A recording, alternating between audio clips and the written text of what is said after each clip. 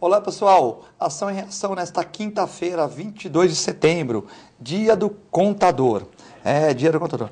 Calor na Baixada Santista. Para você hoje que vai precisar usar o WhatsApp, vamos só mudar o número, 99711 5545. 99711 5545, porque o telefone deu saiu do ar aqui, então se puder depois divulgar 99711 5545, para você que quer fazer críticas, opiniões, mandar sugestões para o programa ou fazer alguma pergunta para os nossos convidados. Hoje temos a honra de entrevistar dois advogados, o advogado criminalista Armando de Matos Júnior, também comentarista aqui da TV Com. Muito boa tarde. Obrigado, Fred. Muito obrigado. E também o advogado, comentarista do programa aqui, André Luiz Simões de Andrade. Tudo bem, André? Tudo bem, boa tarde a todos, boa tarde, Armando, boa tarde, Filete. Política na cidade efervescendo, política nacional efervescendo também. Guido Mantega é preso da 34ª fase da Lava Rápido. Parece que ele foi conduzido e depois, quando o Moro soube que a mulher dele estava sendo operada de um tumor ou fazendo procedimento lá no hospital, já mandou revogar isso depois de 5 horas, é isso? Foi o que eu ouvi, o que nós estamos acompanhando pela imprensa, pela internet. Parece que existe um decreto de prisão temporária por 5 dias. A Polícia Federal foi cumprir na casa dele, sem saber o problema da operação de sua esposa. Lá chegando, tomaram conhecimento que ele estava em um hospital e foram ao encalço, descobriram que era fato, era verdade. Imediatamente devem ter comunicado aos seus superiores da polícia, que comunicaram ao magistrado lá em Curitiba. Teve uma decisão muito sábia.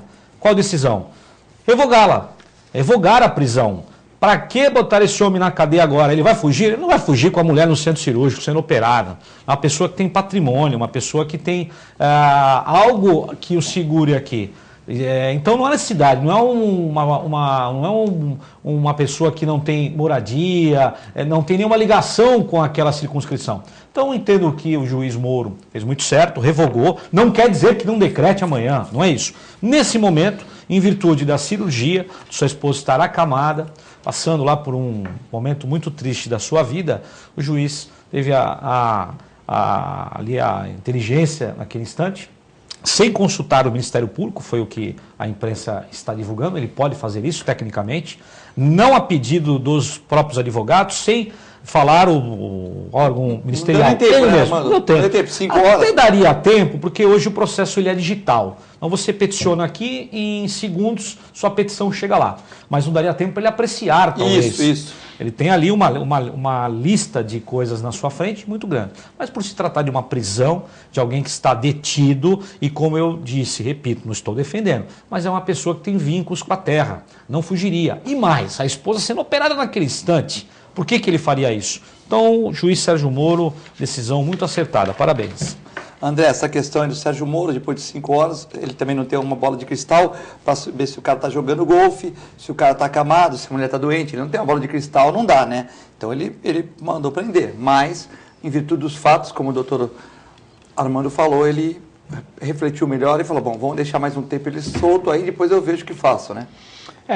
Não é exatamente a minha área de atuação, não atuo na área criminal, mas o colega, o doutor Armando, já esclareceu bastante.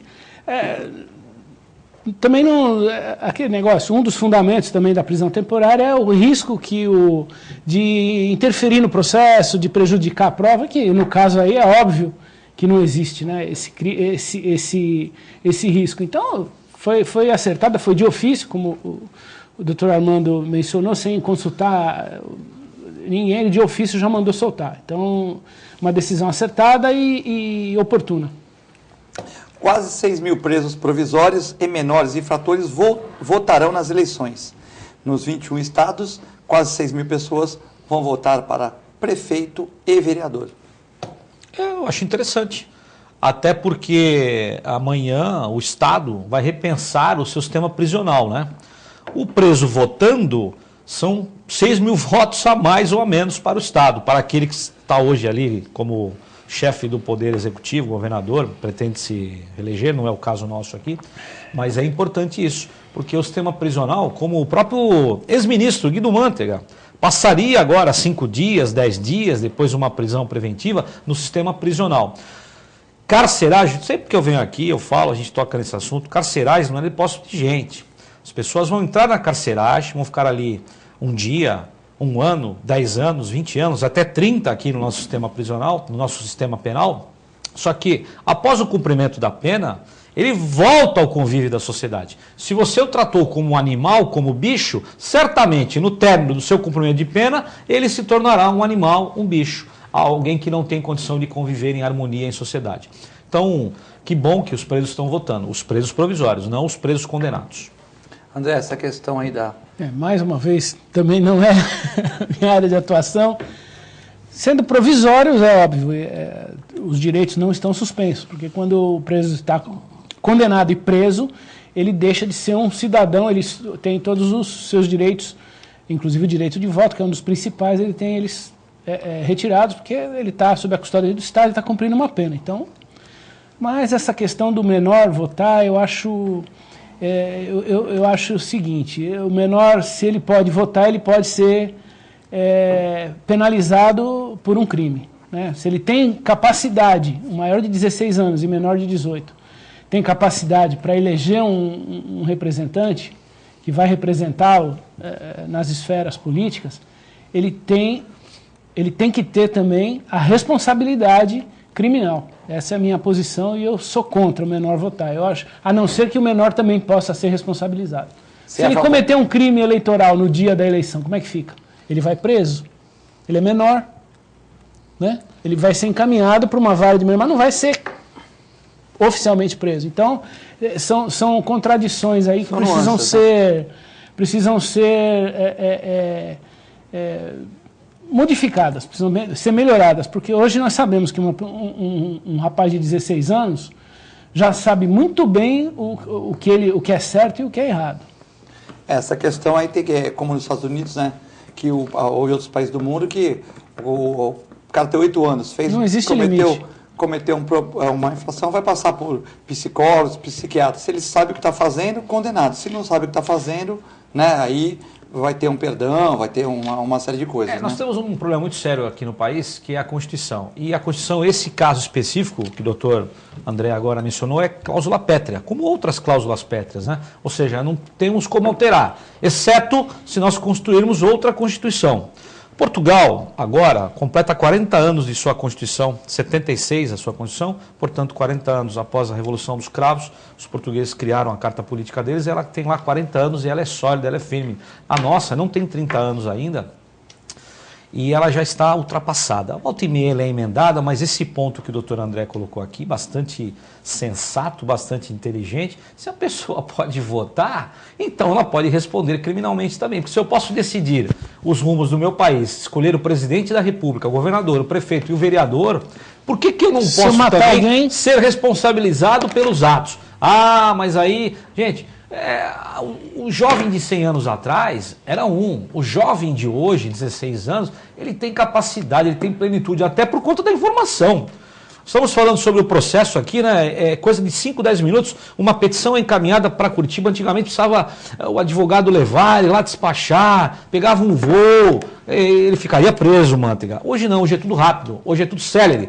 Então, nada mais justo que o menor, uma pessoa que não pratica crime, sim pratica o ato infracional, seja responsabilizado sim, porque com 16 anos já é possível. Mas aí precisamos alterar a nossa Constituição. A velocidade da informação é inacreditável. Nós estamos falando sobre esse assunto, acabo de ver aqui na rede social, um aluno de 8 anos de idade fez um corte na cabeça de uma professora de uns 10 centímetros. Quer dizer, ele não sabe o que é... Aqui no Brasil? Aqui. Aqui no Brasil não acontece nada. Não sei a cidade, mas... Não. Creio que é na Baixada Santista.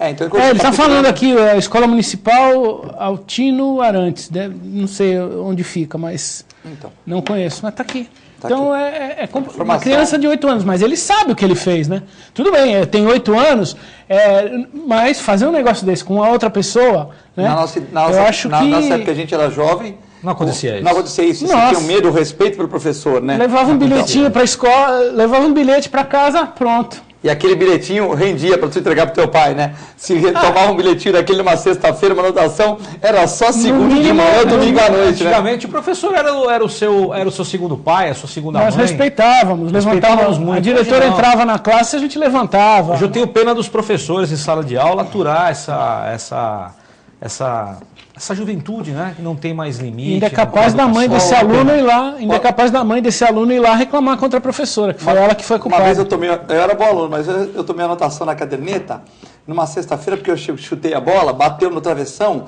e ela cuspiu, a bola saiu e bateu num varal de uma vizinha.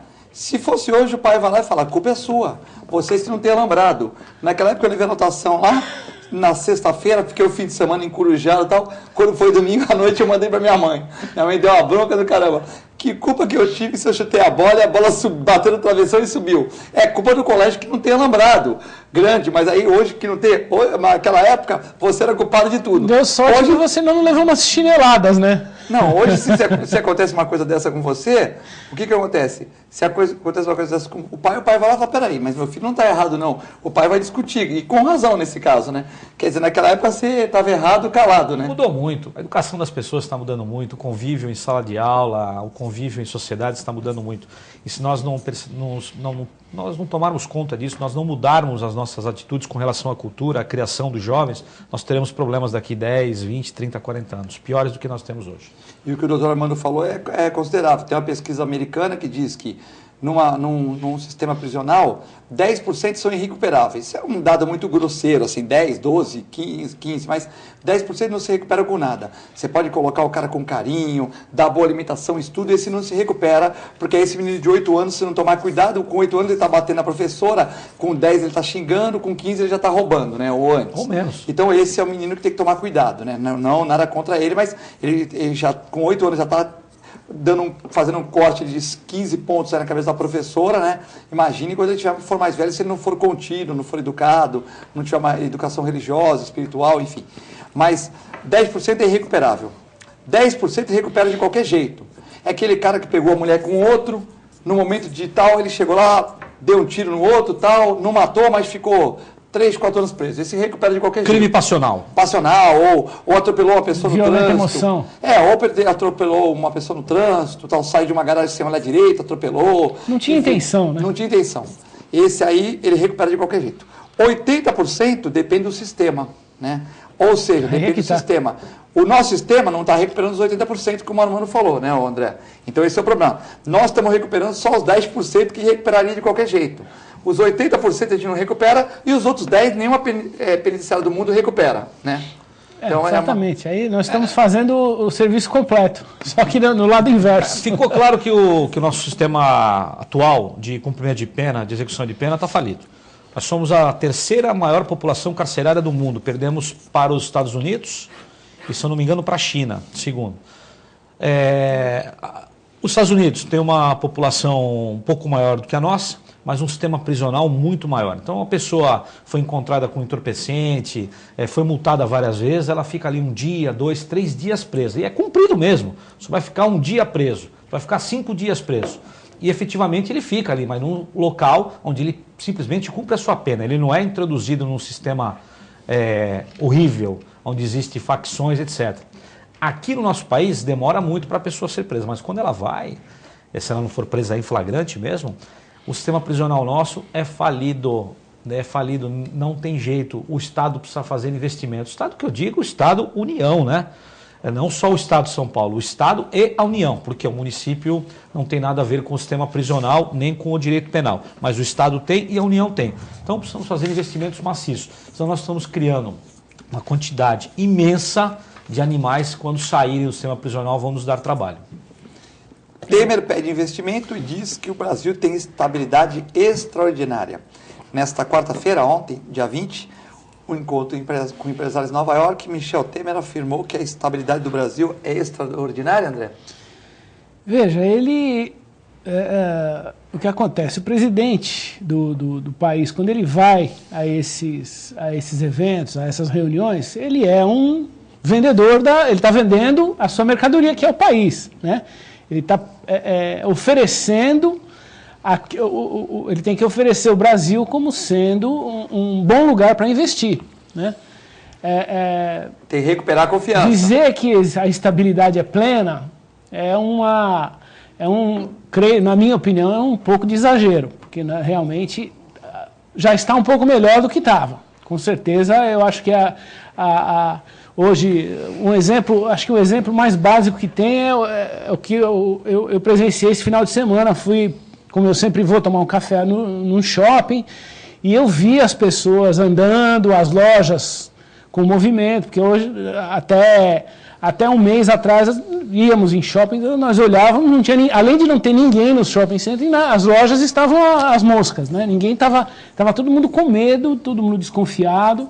Agora está voltando a ser o que era, mas ainda tem muito chão pela frente, mas precisa de investimento. Então ele tem mesmo ele tem que cumprir esse papel de mostrar que agora o país, porque do jeito que estava não tinha estabilidade a olhos nus, né? Ninguém, uma criança via isso que não tinha o que fazer aqui, não tinha como fazer isso.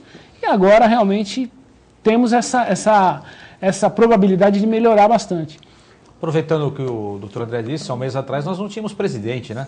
Nós tínhamos uma presidente afastada e um presidente interino. Nós não tínhamos um presidente da República que, como bem foi dito, venderia o nosso país. Venderia no bom sentido, né? Sim, não no sim. mau sentido, no bom sentido. E o presidente Temer, ele ido aos Estados Unidos, e essa reunião com empresários que aconteceu, a própria fala dele na ONU, isso traz uma certa credibilidade. Ó, agora nós temos um presidente de fato e de direito. Ponto. Vamos ver. Precisamos alavancar comércio, construção civil, negócio. Primeira coisa, construção civil. Construção civil gera empregos, as pessoas mudam de casas, de apartamentos. Ninguém está fazendo isso, essa é a verdade, não se vende nada hoje. Vamos ver agora com o novo presidente da República se a coisa anda e o nosso país volta. Porque é uma ciranda, né? Não vende aqui, não se compra ali, então o comércio fica parado e isso bate em todas as portas, sem exceção. Semáforos inteligentes vão ser instalados em Santos. A CT anuncia que vai instalar 49 semáforos com tecnologia, distribuídos entre a Avenida Nossa Senhora de Fátima, na Costa, Avenida Praia e na Zona Noroeste. André, questão de semáforo inteligente aí... Eu dou muita risada porque semáforos aqui em Santos é muito engraçado, é uma coisa inacreditável, não precisa ser inteligente, acho que quem tem que ser inteligente é quem está administrando os semáforos, porque eu transito normalmente todos os dias ou pela Washington Luiz, ou pela Ana Costa, ou pela Conselheiro Neves, indo para o centro da cidade. A Ana Costa um pouco melhor, mas a Conselheiro Neves é uma coisa se você colocar uma câmera, eu às vezes penso em colocar uma câmera no carro só para mostrar o que acontece, porque é uma piada de mau gosto. O semáforo é onda vermelha, em vez de ser onda verde, é onda vermelha. Eu pego a Conselheiro Neves ali na Minas Gerais e vou até o centro, eu pego todos os semáforos vermelhos, é impressionante.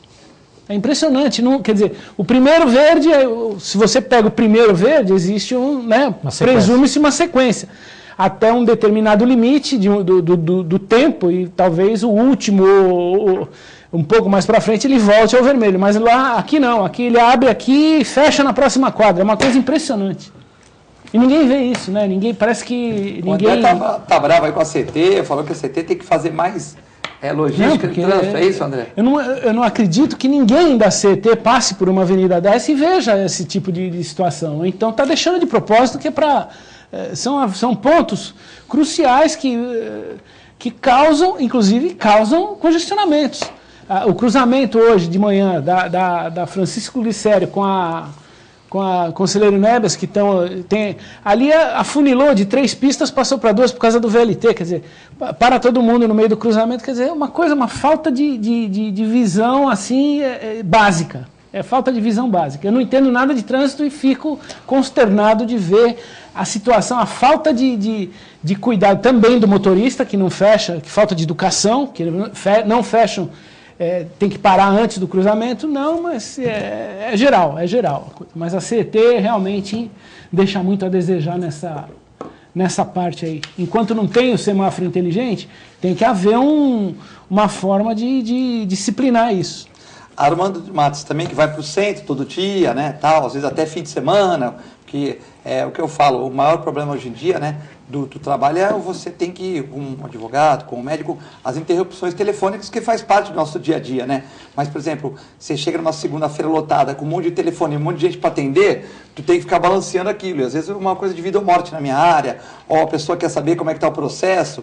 Então é difícil você fazer um raciocínio lógico. Eu conheço vários advogados que vão no sábado trabalhar em feriado, mas eu falo, está com serviço acumulado? Não, nem muito serviço, é que eu não consigo fazer algumas petições, alguns trabalhos que eu preciso de calma, de estudar, no movimento, a secretária me perguntando uma coisa, o estagiário me perguntando outra coisa, né? Exatamente, o trabalho do advogado não é um trabalho de repetição, é um trabalho de intelecto, em qualquer área, Então, às vezes você precisa ter calma. E o sábado é um dia bom, porque você não tem ninguém lá no escritório, o telefone não toca. Você costuma fazer isso também?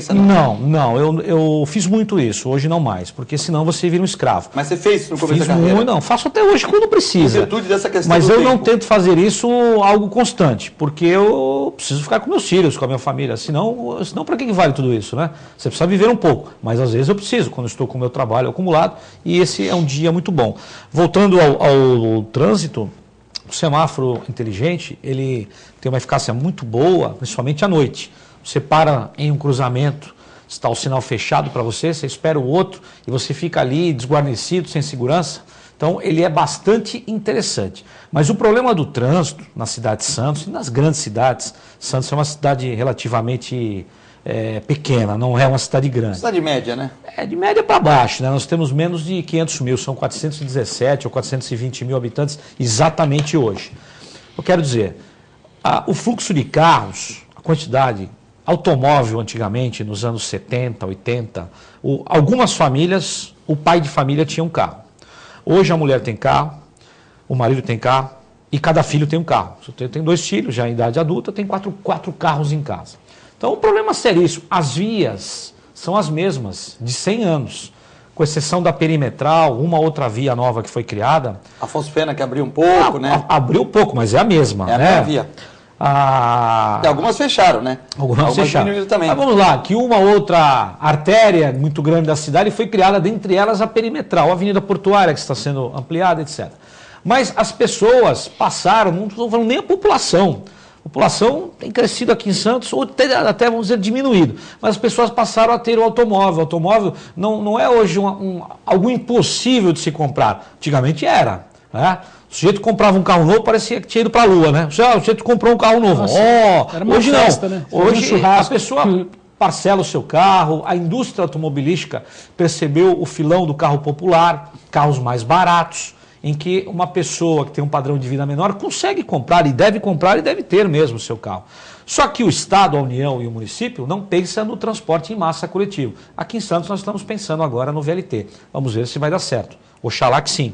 Mas tentar tirar os automóveis de casa, ou melhor, deixar o automóvel em casa e as pessoas passarem a usar o transporte coletivo. Mas o automóvel virou uma febre, todo mundo quer ter um. Nos governos anteriores, eles incentivaram, né? Redução de IPI. Para a indústria automobilística funcionar. Que gerou empregos também, gerou né? emprego, reduziu demissões e hoje parou, né? Hoje também não está vendendo carro. Lamentavelmente. Mas o fluxo aumentou e as vias são as mesmas. E Santos é 1,7, né? Cada 1,7 morador, existe um carro, né?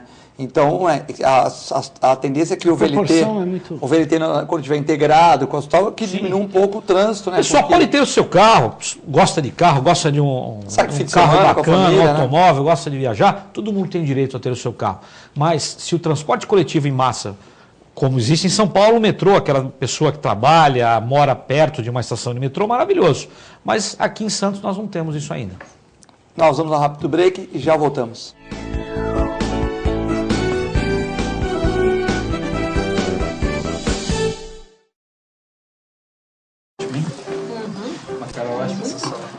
Luísa. Wagner! Nossa, quanto tempo! Esse é o Fábio, meu marido. Tudo bem? O Wagner foi meu primeiro namorado. Foi ele que me convenceu a fazer tatuagem de borboleta, você lembra? Você já reparou que as asinhas formam um W? É de Wagner. Ai, que bom dia. Tem coisas que a sua família não precisa saber. Mas se você é doador de órgãos, isso você tem que informar. A Clínica Multiimagem é especializada em exames de radiologia e diagnóstico por imagem, investindo continuamente em tecnologia e trazendo constantes inovações para proporcionar à comunidade médica e seus pacientes diagnósticos ainda mais precisos. Sua nova e moderna estrutura, aliada à tecnologia de ponta, juntamente com o corpo clínico especializado, tornam a Clínica Multimagem um dos centros de diagnósticos por imagem mais avançado do estado de São Paulo. Entre em contato pelo telefone 3202-1250. Com o objetivo de atender cada vez melhor, o Plano de Saúde Santa Casa oferece a você e a sua família uma ampla rede de atendimento em Santos, São Vicente, Praia Grande, Cubatão e Guarujá. Além de contar com a melhor equipe médica e multiprofissional do litoral paulista. Plano de Saúde Santa Casa de Santos. O melhor atendimento em plano de saúde. 3226-6200. Sabe o que essas crianças vão ser quando crescer? Serão adultos que poderão escolher suas carreiras e decidir pelo próprio futuro. Pois hoje, as empresas que participam do programa Empresa Amiga da Criança investem no presente para mudar o futuro de muitas crianças e adolescentes. Crianças que brincam e estudam crescem mais sadias, desenvolvem-se melhor e tornam-se adultos que farão a diferença amanhã. Junte-se à Fundação Abrinq e seja uma empresa amiga da criança.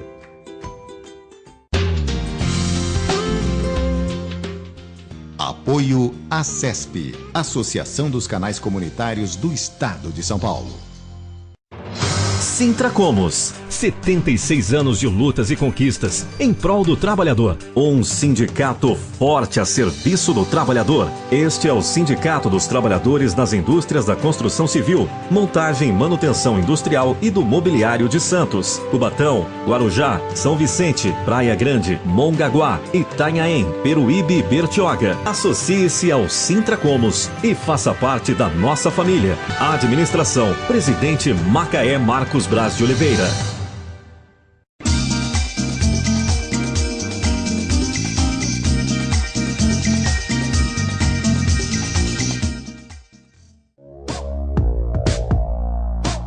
Sindicato dos Trabalhadores Municipais de Praia Grande, há mais de 20 anos levando aos seus associados planos de saúde e convênios, assistência odontológica e jurídica, curso de capacitação e outros benefícios, dando aos servidores melhores condições de trabalho e qualidade de vida. Para mais informações, acesse o site www.sindicatopraiagrande.org.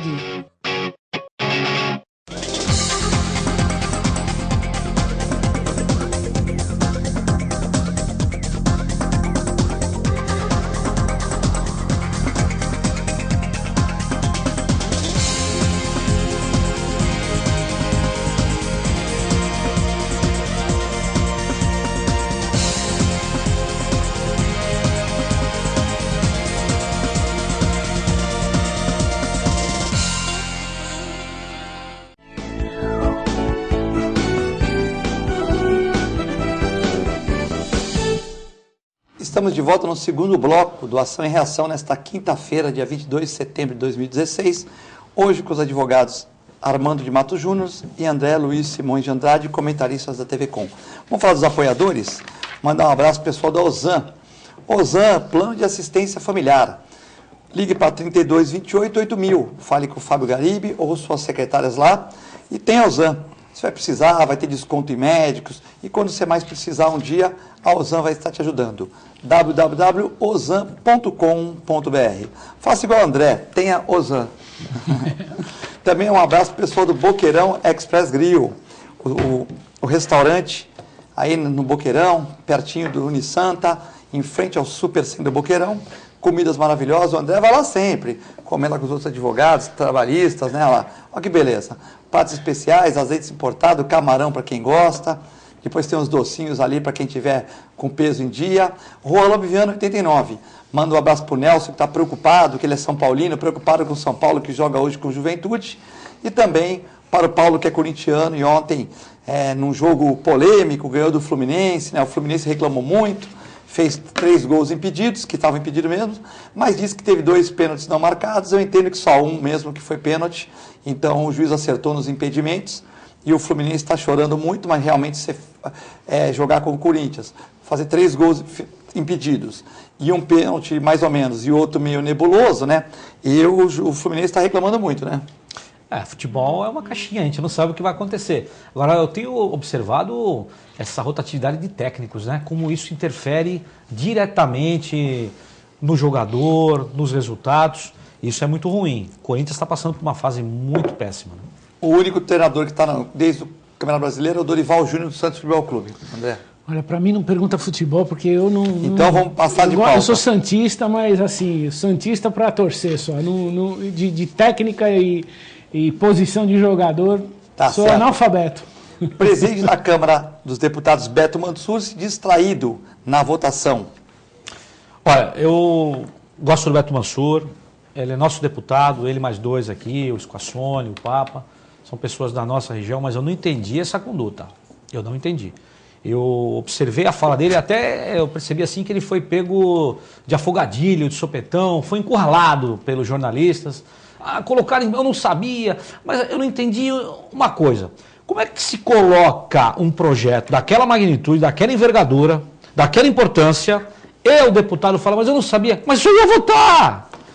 Ele e os outros 512, se tivesse casa cheia, são 513, como é que vai colocar em votação alguma coisa?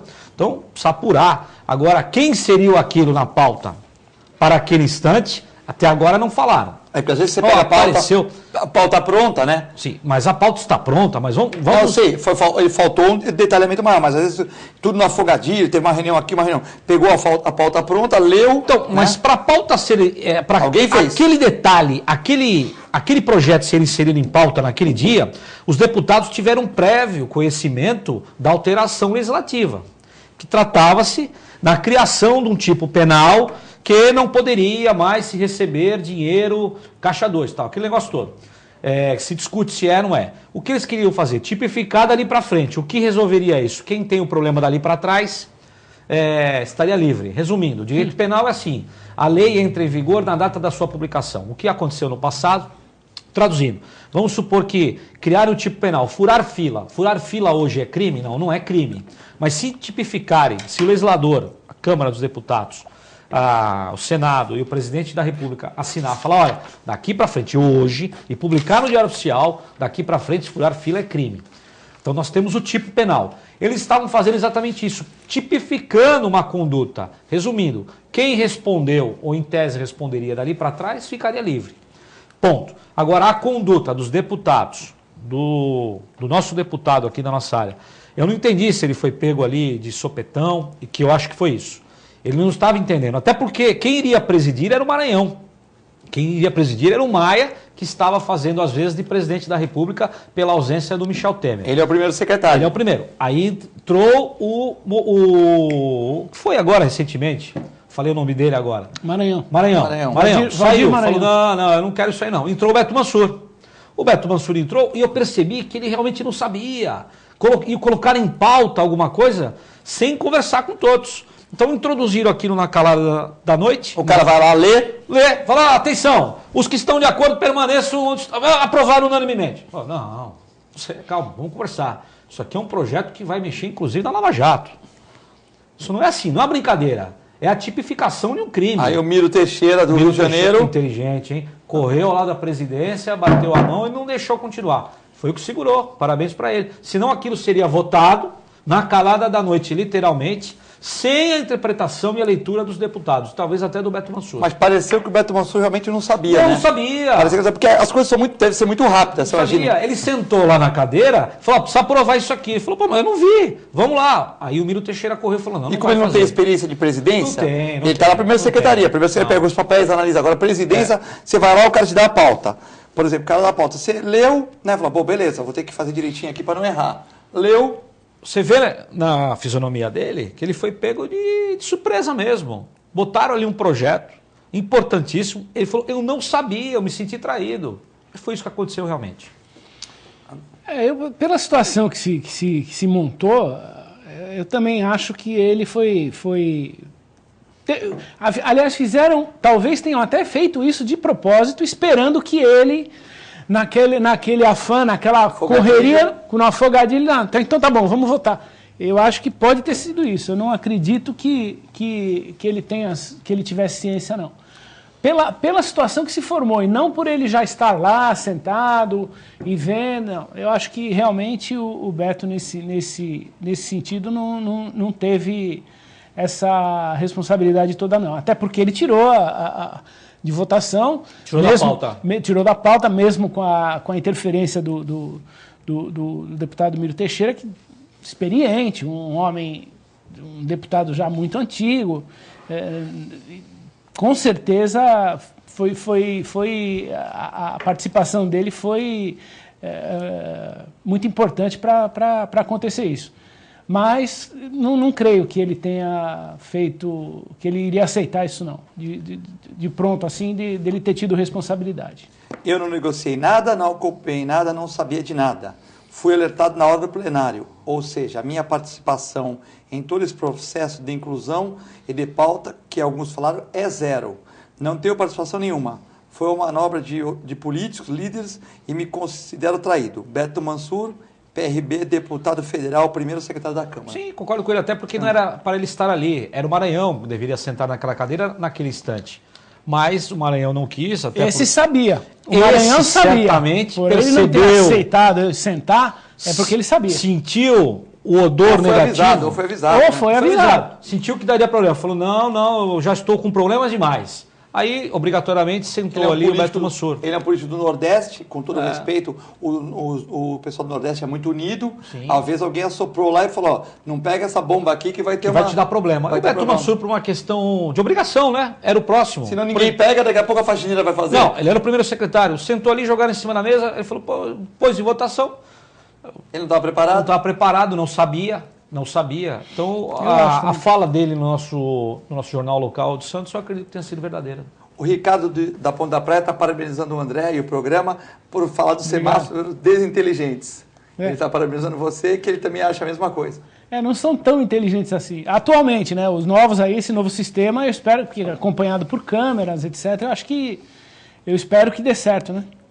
O João de Baré, João, tu quer complicar. Sempre tem alguém que quer complicar aqui o programa, mas tudo bem, aqui nós falamos tudo, você está com o seu WhatsApp aqui, tudo. O João do Imbaré, tem o WhatsApp dele aqui, vocês não vão falar do caso do ex-ouvidor da prefeitura, que foi pegado em flagrantes nos vídeos? Falaremos de tudo aqui, né? Não era a pauta do programa, mas saiu hoje na Tribuna, no Diário do Litoral, foi comentado na 102.1 de manhã, no primeiro jornal das 7 às 9, pelo ZR, foi comentado no segundo jornal da 102.1 também. Isso foi comentado em todos os programas, sai no Diário do Litoral, deve sair alguma nota na Orla, no Jornal do Boqueirão. Isso foi comentado, esse vídeo até minha faxineira recebeu, sem nenhum desmérito, a minha secretária recebeu, o meu irmão recebeu, uma enfermeira recebeu, a minha enfermeira não recebeu, a minha mãe não tem WhatsApp, não recebeu, mas o meu filho recebeu. Então isso aí é uma coisa que viralizou, né? Então nós vamos comentar sim, João. Fica tranquilo que aqui é pai bola. Vamos lá. Eu, particularmente, não recebi esse vídeo. Esse vídeo está sendo comentado hoje a miúde. Só quero passar uma coisa. Eu li no jornal que o vídeo é seccionado. Ele foi mexido. Então precisa interpretar, precisa ver o contexto, né, todo ele. Precisamos ter certeza, para não execrar uma pessoa sem termos certeza. Eu tenho absoluto conhecimento de que o Ministério Público vai já está no Ministério apurar, Público essa questão, né? Vai apurar. Já estava a questão do Ministério Público. O único cuidado é que estamos a uma semana das eleições. Né? Então, tudo que as pessoas têm agora para gastar de munição, elas gastam. Né? Então, muito cuidado com isso. Agora, eu não conheço o vídeo, não conheço as imagens, fico até numa situação complicada para comentar, porque eu não ouvi falar. Só ouvi falar e li no jornal de manhã, como todo santista deve ter feito. Eu acho que eu fiz vários programas com o Flávio Jordão, né? Acho que é uma pessoa bacana, um cara legal, ele tem que se defender, mas, assim, eu sempre vi ele uma pessoa proba, né? Agora, realmente, é uma questão que o Ministério Público já colocou no judiciário, o juiz já aceitou essa denúncia, a anterior do negócio do chequinho, né? Já está apurando. Já está apurando, já está apurando, e ali foi só um vídeo, né? Só que assim, é um vídeo seccionado, é um vídeo que umas partes dá para você entender perfeitamente e outras partes não. E também, por que jogam vídeo só na época de eleição, né?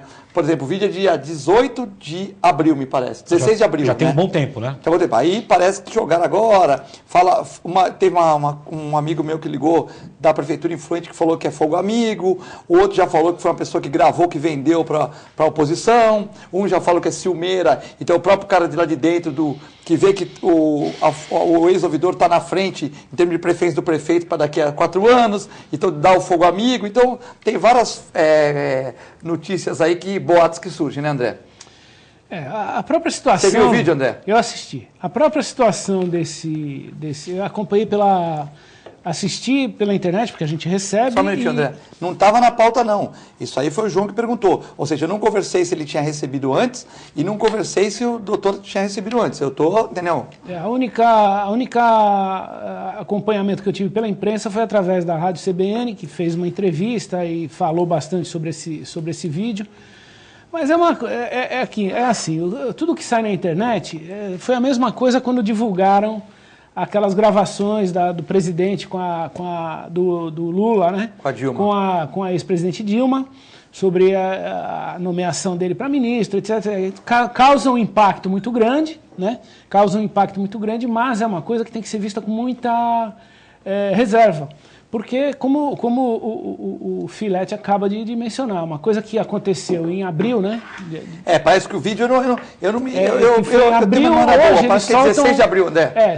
Quer dizer, está mostrando um deslize, uma violação. Vamos ver, quem tem que decidir isso é a justiça. Mas também quem fez, né, está com má intenção. Não está com boa intenção, porque, seja lá qual for o motivo, ele não foi favorecido, com certeza, e não é pelo bem de Santos, nem pelo bem do Brasil que ele está soltando isso. Pode ter certeza que eleitoreiro. Não. Porque os dois lados aqui, eu já fiz até hoje um pequeno comentário aí na minha página, no Facebook, ninguém aí deve ser santo, ninguém deve ser considerado, olha, ele denunciou, não é isso. Quem está fazendo também não deveria ter feito antes. Se queria o bem de alguma coisa, deveria ter feito antes um mandado para a autoridade, não de divulgar, mas mandado para uma autoridade competente, para aquela autoridade analisar em sigilo. Né? Hoje, logo cedo, eu estava ouvindo rádio e entrevistaram um candidato a prefeito de São Paulo, não vou falar o nome, estamos num período político, não pode falar o nome, que parece ser uma outra cidade, mas estão divulgando em São Paulo um vídeo. E ele falou assim, olha, esse vídeo foi em 2001, tem 15 anos atrás. Estão usando nesse momento em que meu nome está forte, aí a Prefeitura de São Paulo. Então esse período aqui, esse período que nós estamos vivendo, dias antes, várias pessoas deixaram até de ganhar a presidência da República por conta de fatos que foram inseridos dias antes do pleito. Então muito cuidado com isso. Deixa a justiça apurar, que é o caminho correto. Você não pode destruir a vida de uma pessoa. A pessoa tem que ser julgada. Se fez errado... O indício que tem é que realmente houve, mas ninguém tem esse direito. O problema é que quando vai na internet, né, por isso que eu até fiz a defesa do Jordão aqui no quesito, porque eu acho que não cabe a gente julgar, né? Mas jogaram penas no ventilador, né? Sim. Depois, para você catar essas penas, fica difícil, né? E porque a pessoa, às vezes, vê o vídeo e não vê a defesa dele, né? Ou seja, ele não vê a público fazer defesa ainda. Julgamento. Né? Com certeza, nos próximos dias, ele vai vir a público e fazer defesa. Deve estar, né, de uma certa maneira, abalado, tudo, mas realmente jogaram as penas, né? Então, quem vê o vídeo e não vê a resposta, só, né? Não, e nós temos essa discussão hoje, até no mundo acadêmico, jurídico, o direito ao esquecimento, né? E na internet, quando você insere uma coisa e ela é vastamente observada, vista no mundo todo, aquilo fica... eternizado. Eternizado, nunca mais. Então, uma coisa que aconteceu e depois até veio a absolvição. Acontece muito isso. O jeito explode, a imprensa explode, vende aquilo, fala aquilo, depois de 1, 2, 3, 10 anos depois, 4 anos, a justiça aqui ela é muito lenta, vem a absolvição. Só que a imprensa não dá o mesmo valor, a mesma credibilidade. Isso aí não interessa mais. O cara acabou. A vida dele, a família dele, o nome dele, pode ser exatamente o fato com essa pessoa aqui na nossa cidade. Como pegamos um viral outro dia do artista aqui de Santos, né? não vamos citar o nome, Sim. um artista aqui de Santos, famoso da Globo, que estava lá, uma balada, famoso caso também, escola de base, emblemático da escola, que acusaram os donos, os diretores da escola, acabaram com a vida deles, eles, não sei como não, graças a Deus, não cometeram um ato mais grave, porque acabaram com a vida deles, destruíram a vida deles. E no fim ficou provado que o pedófilo era outro, né? Então, fica provado, todos nós sabemos do problema da escola de base, mas sempre fica aquela dúvida, será que é verdade? Será que aconteceu? Será que não aconteceu mesmo? Será que os advogados deles não eram bons? Será que não é? Então, olha só, a imprensa, com todo respeito, precisa tomar muito cuidado. Quando divulga alguma coisa, vai buscar a origem, vai ver se é realmente. Porque depois, como é que fica? Aí o prejuízo. Você pode entrar com uma ação lhe dando moral. Aí você recebe 15 mil, 20 mil, 30 mil reais. Isso aí resolveu a tua vida. Nossa, resolveu a tua vida. Gente, vamos parar com isso. Para com isso. Vai inserir na internet? Outra coisa, já falei aqui nesse programa. O cara dava os 30 mil mais do que ele ganhou para não ter saído nada dele, né? E a vida dele seguiria naturalmente. Outra coisa importante, já falamos aqui nesse programa, em outros programas também, o Facebook. Facebook, gente, não é terra de ninguém. Quando você insere alguma coisa fraudulenta, não verdadeira, mentirosa no Facebook, na internet, em qualquer lugar, você responde pelo crime, sim. Se a parte contrária quiser, você vai responder pelo crime. Então, muito cuidado com as redes sociais. Governo deixa a reforma trabalhista para o segundo semestre. Segundo o ministro Ronaldo Nogueira, por se tratar de um tema complexo, o texto será enviado para o Congresso apenas no ano que vem. Isso é muito importante noticiar isso, que é para evitar isso eu posso falar com propriedade, porque é a minha área, né? Essa especulação que está sendo lançada pela hoje oposição, que ficam discutindo questões absurdamente falsas, né? Como começaram, a primeira história foi a da jornada de 12 horas, né? Aquele absurdo da jornada de 12 horas, que na verdade não era nada daquilo que eles fizeram aquilo de palanque, né?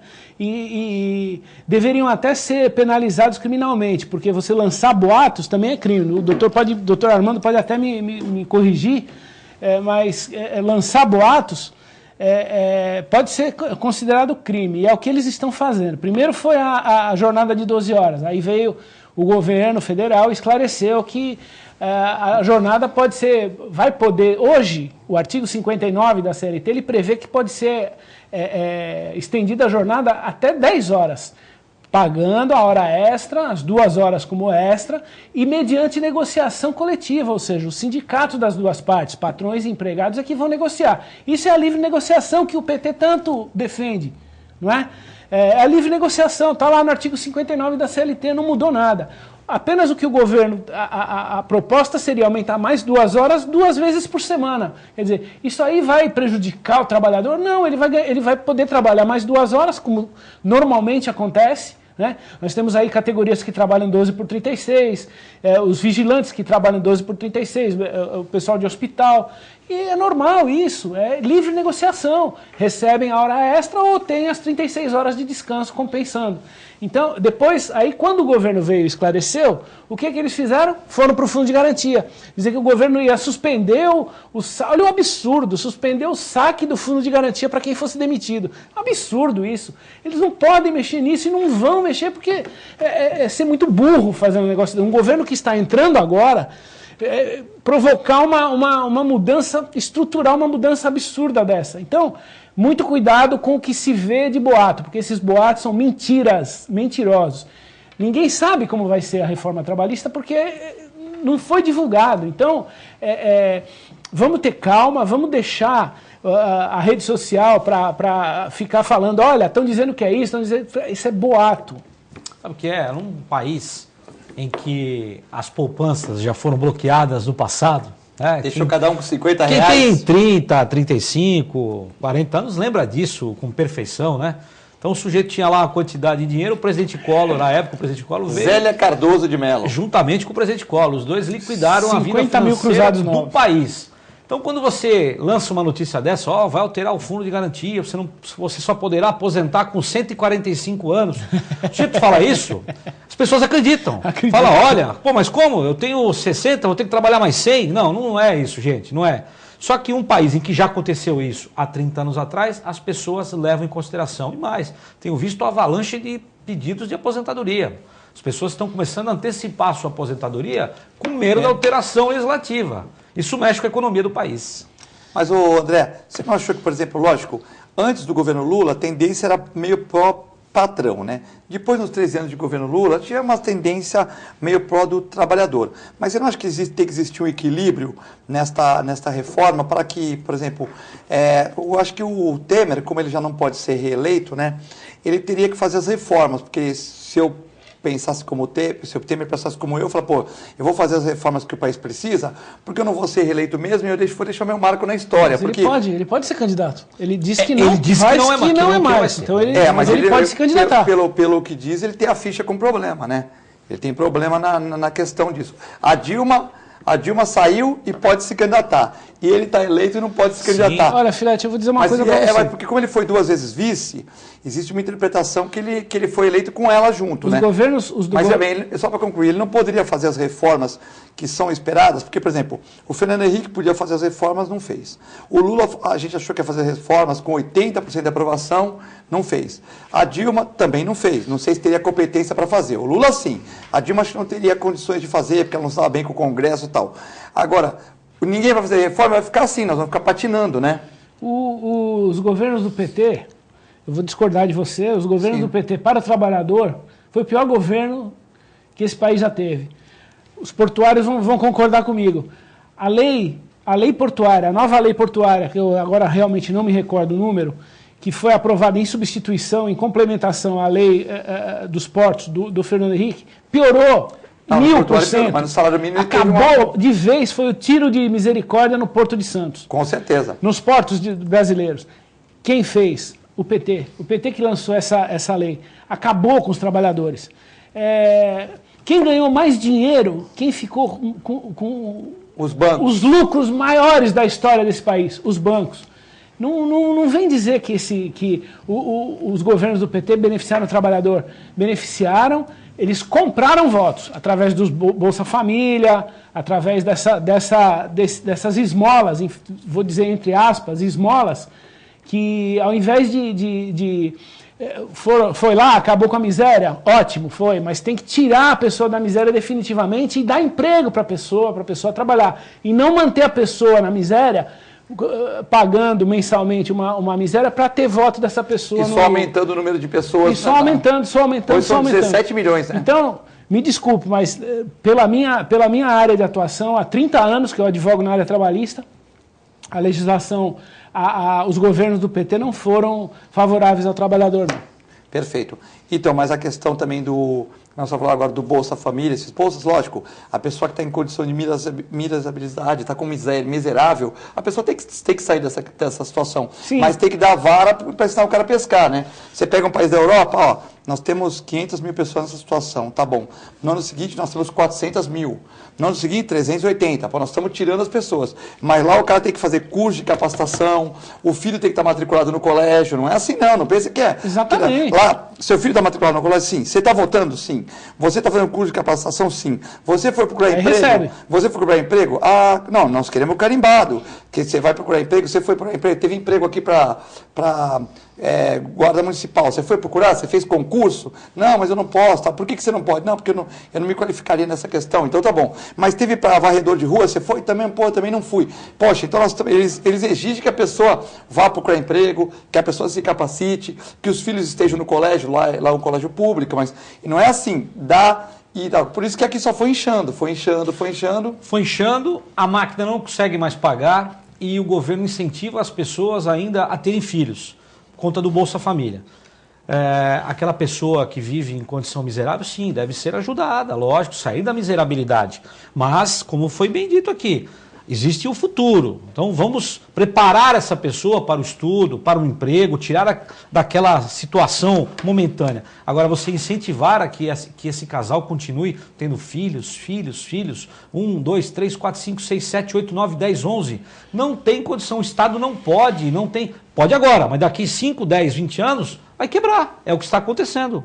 E outra coisa, não terá emprego para tanta gente. Então, enquanto nós não falarmos de coisa séria, que é controle de natalidade, enquanto nós não falarmos do Bolsa Família, limitar isso, ninguém fala, porque isso não dá voto. Né? Isso, muito pelo contrário, prejudica o candidato. Mas o governo Temer, o próprio Michel Temer, esse é o momento, ele já disse que não é candidato à reeleição, há uma discussão se pode ou não pode, é outro problema. Agora, ficaria marcado, né, para a história um presidente que, não digo resolveu o problema do nosso país, mas ajudou muito. Teve atitude, né? E me parece que ele é um homem de atitude. Esse é o momento. Eu também concordo com ele, que esse é o momento. Já que ele não quer reeleição, ele tem que fazer as reformas que estão sempre enrolando. Bom, tem aqui a Rafaela, parabeniza o programa, concorda que a CT tem que melhorar os semáforos, concorda com você. O João também está parabenizando o programa, falou que é contra os menores os presidiários votar, né? Aí ele queria a tua explicação, por que você acha que os presidiários têm que votar? Não são os presidiários, provisórios, né? Os provisórios, são aqueles presos, como é que é o nome do telespectador? João, só para deixar claro para você, é o preso provisório. O que é o preso provisório? Está em trânsito. Que não tem ainda condenação com trânsito em julgado. Ele está ali por uma prisão preventiva, uma temporária, um auto de prisão em flagrante, aguardando o seu processo. Pode ser que ele seja absolvido ao final. Diferente daquele preso que já foi condenado. Esse perde o status de eleitor, não pode mais votar. Agora aquele que por algum problema ainda não provado, veja bem, ele foi autuado em flagrante, prisão preventiva, temporária. Você imagina agora o Manteiga, se fosse preso agora efetivamente, ele teria direito ao voto, porque é uma prisão temporária. Quando o preso é condenado definitivamente, ele perde o direito ao voto. E por que eu disse que deve, para que essas pessoas vejam o sistema prisional e votem, porque o sistema prisional nosso está falido, liquidado, ele precisa ser alterado e reformado. O Ricardo da Vila Matias faz uma brincadeira aqui, se a gente acha que o vídeo do ex-ouvidor é montagem. Eu, na minha opinião, não tenho capacitação para... Eu sei que ele foi editado, eu não tenho capacitação para ver isso, acho que tem que passar por um perito criminal. O próprio Fábio Jordão, ele pode vir nessa investigação, com certeza o doutor tem mais requisito aqui, o doutor Armando que tem mais requisito para falar, mas ele pode vir, porque parece ali que qual é o local, um restaurante, ele pode falar, foi no restaurante com tais e tais pessoas, quer dizer, ele sabe onde que foi, né, se existiu o vídeo. Agora, por exemplo, ontem eu falei aqui que um hospital veterinário seria bom, mas que o gasto público é muito grande para montar o hospital e para bancar o hospital, e aí não trabalhar sábado e domingo do mesmo jeito, e que São Paulo construiu um hospital público 12 quilômetros da primeira favela. Então ele não atende, está cheio de animal internado de rua, porque os veterinários se apegam, os enfermeiros, então o hospital gasta 1 milhão por mês e não atende a população carente. Mas se você editar isso e falar, o Filete é contra o hospital público veterinário, as pessoas vão cair de pau. Pô, mas você sempre ajudou os animais de rua, sempre fez isso, mas você é contra... Não, eu não sou contra o hospital público. Se ele vier de graça, é ótimo. Eu sou contra, a prefeitura tem um gasto enorme com o hospital público para dar nome para algumas pessoas, e essas pessoas, de uma certa maneira, depois não conseguirem segurar o sistema arrecadatório e tal. E ele não ficar, ele montar aqui no Gonzaga, não atender a Zona Oeste. Montar na Zona Oeste, não atender Morro. Essa coisa assim. Aí os caras editam o vídeo e põem eu só falando que não gosto de hospital veterinário, vai me queimar, tem que colocar a explicação. Então, por isso que eu não sei a opinião de vocês, está acabando o programa, mas eu não vou julgar o vídeo porque eu não sou perito. Não, ninguém deve julgar. Ninguém deve julgar. Quem vai julgar é o juiz. Então, porque tem uma série de situações. Encerra aí, porque... Com certeza. Então, um abraço, doutor Armando. Muito obrigado pelo convite. E um abraço para você também, André, né? Obrigado, estou sempre à disposição. E aqui na TV Com nós estamos aqui para fazer as perguntas, para tal, não estamos aqui para esconder nada, né? Mas estamos aqui para trabalhar com justiça. E com justiça nós vamos indo embora, que você tenha um maravilhoso dia, que você merece, e também continue com a nossa extensa programação aqui na TV Com. Muito obrigado.